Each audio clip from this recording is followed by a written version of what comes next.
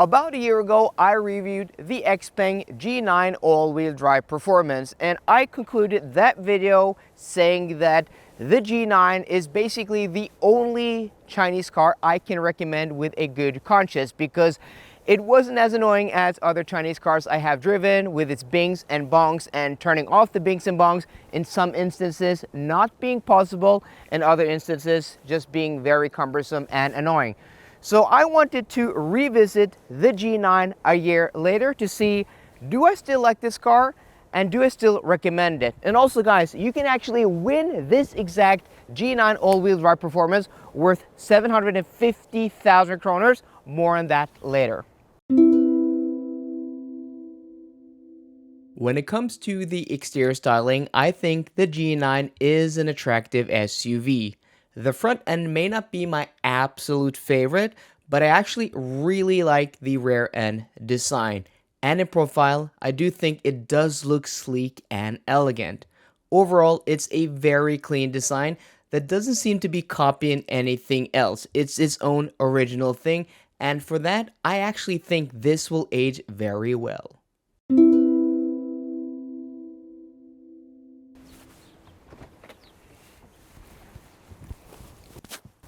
If I'm not mistaken, I think the G9 actually has soft close doors. So, I mean, this interior is an interior I was very impressed by when I reviewed this car a year ago. That had a different color. It had, you know, that dark beige, Ferrari beige. It's very similar to amber in the Volvo XC90 I had, yeah, way back when. And though this isn't, you know, typically my cup of tea, black interiors, I still think like the quality is very nice. Though I think, you know, that brown leather did elevate the ambiance and the feeling of the interior quality, for me at least. But I mean, people have different tastes, and this is still a nice interior. Though I think, you know, some of the plastics do feel a little bit cheap, but they're not a lot of it. Like, this feels okay. The window switches maybe, and also like this grab handle, and you know, some of the trim around the speaker grills. Talking about the speakers, the DIN audio sound system with the tweeters that pop up from the dashboard, it's awesome. It's as good as I remember it being. And also, I think this is Napa leather and it's covered everywhere. It's just beautifully stitched. And yeah, you know, overall a nice interior. The seats are quite comfortable. I've been, you know, driving this car for 2 days around Bergen. The previous video I made was actually a sightseeing tourism video. If you want to check that out, a very different video than I usually do. Some great scenery, and I took this car out for a whole day and really comfortable. We're going to talk about that more once we get on the road, but you know, the interior, I still like the design like a year later, though I wish, you know, they didn't have this glossy black plastic here on the door and on the passenger door and also here. But the fact that there isn't a lot of it is okay. Steering wheel, not my favorite design. You know, I'm not a fan of these two spokes, but it's okay. But overall, for being this class of vehicle, like, it's not overtly luxurious, but for being this price point, I think this is actually a very good interior experience. The rear doors are also soft close. That is pretty nice. So I mean, on the exterior, this car is about the size of an Audi Q8 e-tron, and because it's not a 3-row SUV, it only has 5 seats. The rear seats are super roomy, and this is built on a dedicated platform, and the floor is completely flat. I'm sat behind myself. I'm 180 centimeters with shoes, and it was really nice here. And this is something I didn't remember, is that a lot of, especially Chinese cars built on, you know, a skateboard type of platform, don't really have a lot of, or any room under the front seats for their feet. But here, this is actually better than any Chinese car I have ever driven, ever. Like, you can slide your feet fine here, and my seat is set to my driving position. I like to sit quite low. I'm not at the lowest, but you know, that's comfortable. And also, like, these seats are comfortable. Quality also in the rear is pretty much the same as the front. And also you can recline the rear seats also. That is pretty nice. Along with an extensive panoramic sunroof. Yeah, this is actually a pretty nice rear seat experience. And also center console. Oh, this is a nice felt. This is really nice actually. I don't remember this being this nice. I'm genuinely surprised. Yeah. Middle row also. Yeah, you're sitting. I mean, this is maybe the least impressive. I wouldn't want to sit here for a longer period of time, but yeah, this is not bad even in the middle. But the rear seats, yeah, actually one of the nicest in an SUV this size I can remember in recent memory. To win this Xpeng G9 all-wheel drive performance, all you have to do is download the AWD app, use the referral code LRIFA to get 500 bonus starting points, and then recruit 2 of your friends. The AWD app is a great financial app which will help you save money, help you get great deals on different services, and also you can win a car worth 750,000 kroners. It's completely free. What are you waiting for? Download the AWD app down below today. So just a quick dive into the infotainment system. This is a 15-inch screen with a neighboring passenger screen that I'm not going to show in this video. There's also a 10.25-inch driver display, which I'm going to overlay some footage from now. It's nice, it's clear, and a nice size. But this is what I want to show you guys. So this is our home screen, which is our maps. We can navigate to wherever we want to go to. Let's go to this shopping center here, for example. It works fine. It will show you the kilometers you have left, but that's the WLTP rated range, which is also shown in the driver display. You can change that to dynamic if you want. So it's a nice interface. It works nicely. This also has a charge button, so you can look for charging stations. That is really nice along the route, or you can exit this altogether. And then you can, for example, let's just exit this. There we go. And then just exit that, and then just exit that, and then you have a charge button here.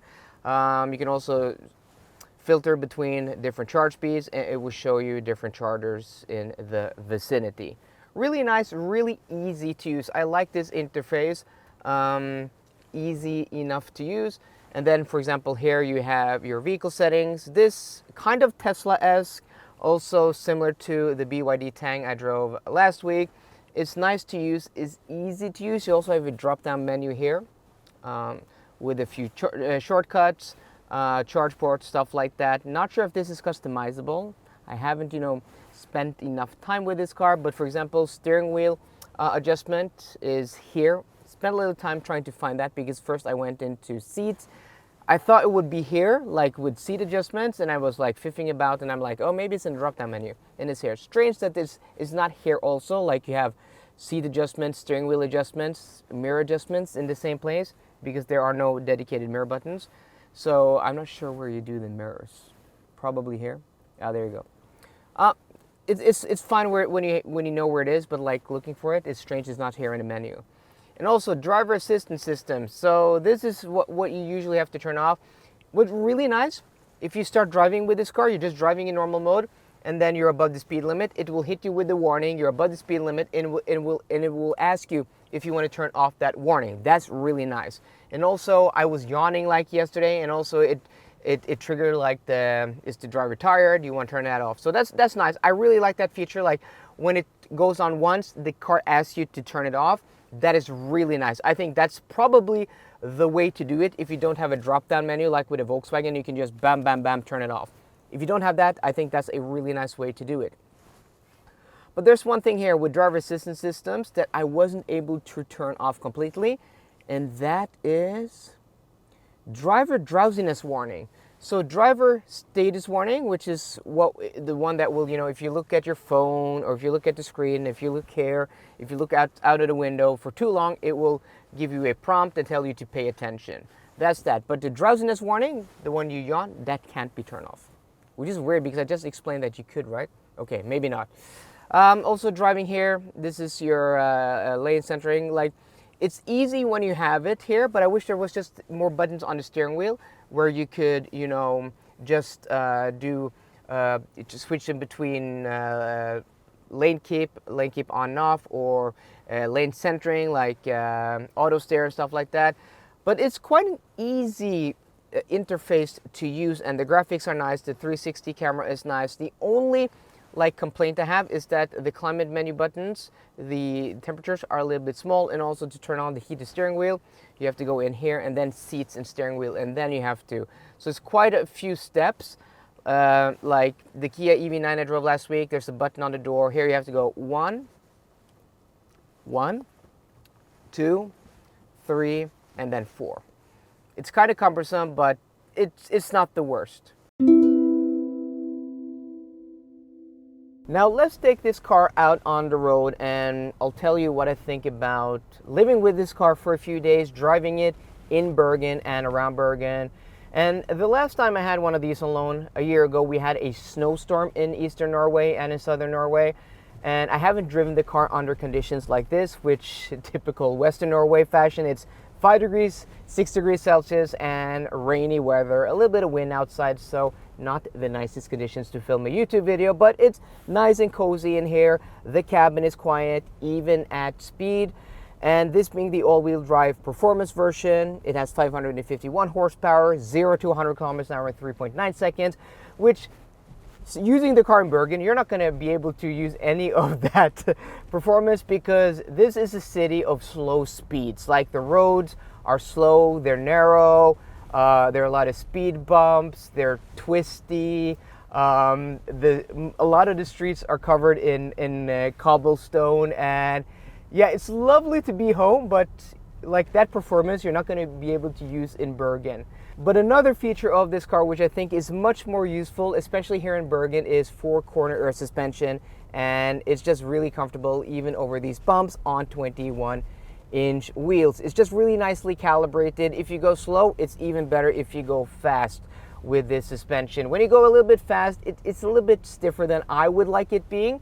It's not as wafty as an Audi Q8 e-tron, but for what it is actually pretty good and impressive on these roads. And another thing that's impressive, the charge speed of this, 10 to 80%, 18 minutes, 320 kilowatts of peak charging speed on an 800 volt architecture. That for this price, yeah, it's good. I mean, this may not have the brand cachet of an Audi Q8 e-tron. It may not even have as big of a battery as, you know, the 55 version. May not be as quiet, and the interior may not be as nice, especially the switchgear.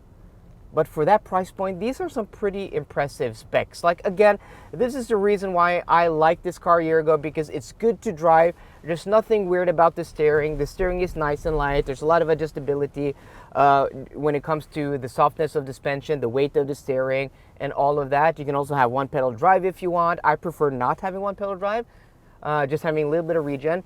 Just overall, this is actually a really nice driving car. There's no oddities or weirdities, and it's easy-ish to turn off, you know, the driver assistance systems. I'll show you that a little bit later when it comes to, you know, this infotainment system. We're just gonna, you know, take a quick look.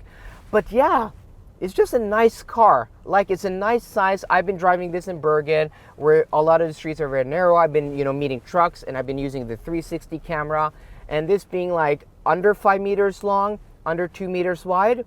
And also, like, the greenhouse is nice. It's really easy to see the corners, though you do have a nice 360 camera. And when you change lanes, there's like a blind spot camera. Yeah, it's just an easy car to use and drive in the city. And once you're out on a motorway, it's still comfortable and quiet.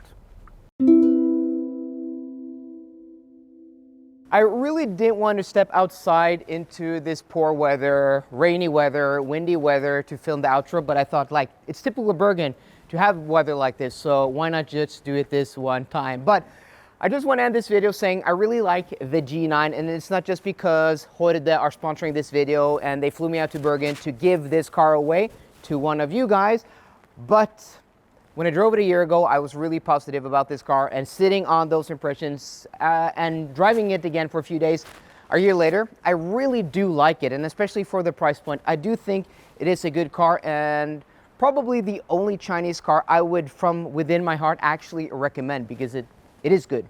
So guys, let me know what you think down below. Do you think the G9 is a cool car for this price point? If not, what other car would you buy? So yeah, before I blow away. So guys, I hope you enjoyed today's video. If you did, please drop me a thumbs up down below. And for more car content, as always, please subscribe. See you guys later and goodbye.